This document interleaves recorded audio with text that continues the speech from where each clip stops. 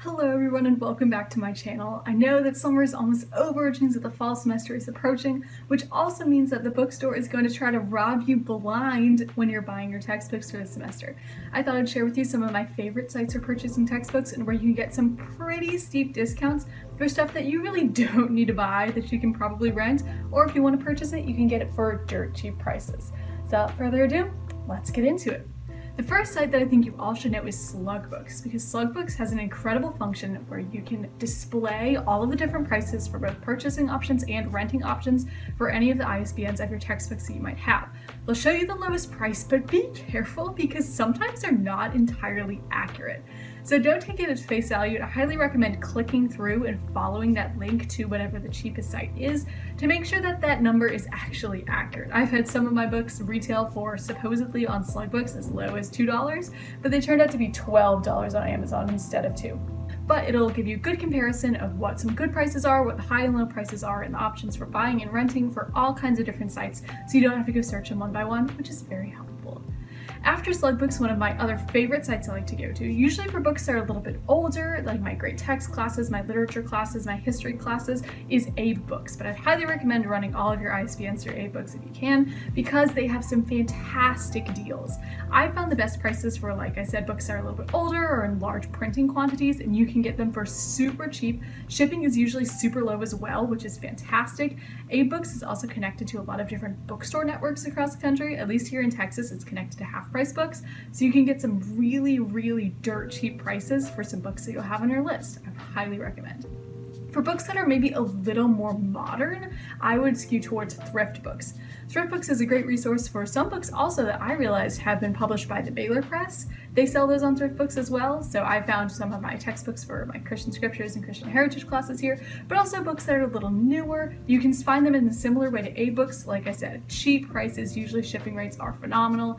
Would highly recommend thriftbooks as well. Again, just run all your books through them if you can. For eightbooks and thriftbooks, so I will say, you will probably not find textbooks proper, like Biology 101 Intro or Linguistics 101 Intro. You probably won't be finding these on thriftbooks and eightbooks. Thriftbooks and eightbooks are more for individual books, like maybe your literature, great text courses, history courses, anthropology courses, things like that. I think they're a little more humanities oriented. However, it's always worth a shot. Might as well try it out. Of course, I would be loath to not mention Amazon. Amazon is a massive resource when it comes to purchasing textbooks. However, you do have to be a little bit careful on Amazon because the price that they will show you is their Amazon Prime member price.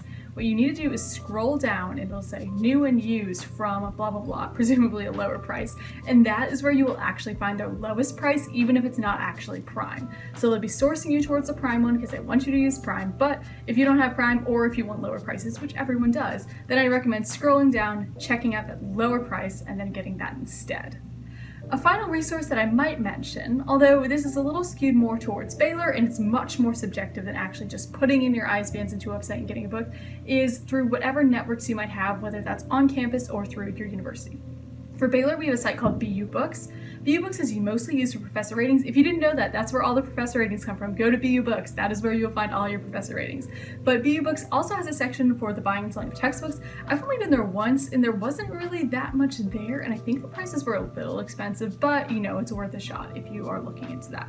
Another one would be whatever your social networking or messaging groups are. For instance, if you're on a Facebook group with members of your class, or if you're in a residence hall group chat with students who are older than you can always message and say, hey, does anyone have this in that book? I'd recommend actually doing that type of messaging at the end of the semester if you know likely what your textbooks will be in the future. However, if you're in some courses, that's kind of hard to guesstimate, but if you're in bio something or other that has a very typical textbook, then it might be worth reaching out to some students at the end of the year who perhaps purchased their course books and are looking to get them off their hands.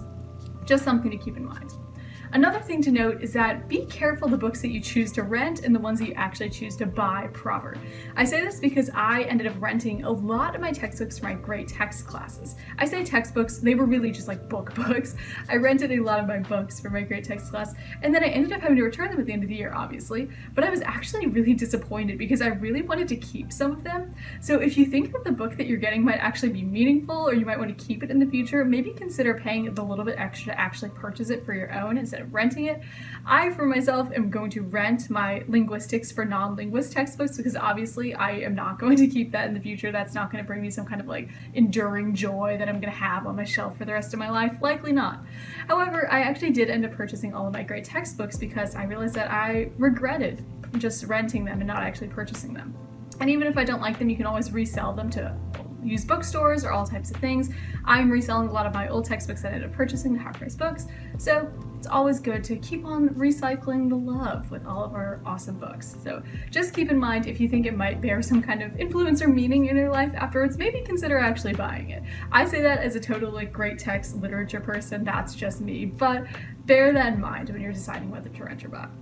I hope this video was helpful. If you guys have any questions, please let me know in the comments below. And I'm looking forward to going back to college and getting to create more content for you guys to see. Hope you're all staying safe, and I will see you next time. Bye.